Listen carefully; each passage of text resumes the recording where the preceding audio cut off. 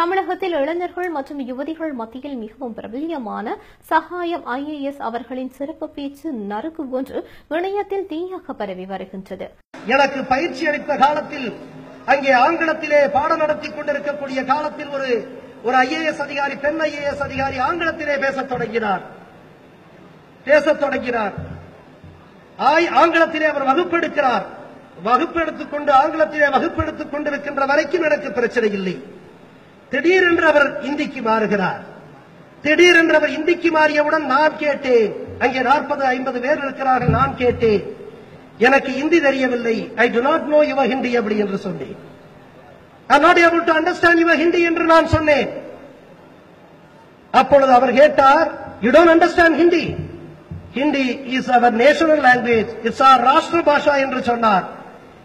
இது நம்முடைய தேசிய மொழி என்று சொன்னார். நான் சொன்னேன், இந்தி என்னுடைய தேசிய மொழி அல்ல, தமிழ்தான் என்னுடைய தேசிய மொழி என்று சொன்னேன். Hindi is not our national language, Tamil is my national language என்று சொன்னேன். Hindi is only official language, அது ஒரு ஆட்சி மொழி.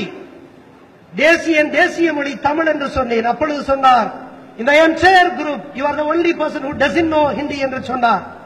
இந்த எல்லா இளைஞர்கள், எல்லா அலுவலர்களுக்கு மத்தியிலே நீ ஒருவன் தான் இந்தி தெரியாதவனாக இருக்கிறாய் என்று சொன்னார். நான் சொன்னேன், இந்திய துணைக்கண்டம் முழுவதும் இந்தி என்கின்ற அரக்கன் இங்கே திணிக்கப்பட்ட போது எதிர்த்த ஒரே இனம் என் தமிழினம் தான் என்று சொன்னேன்.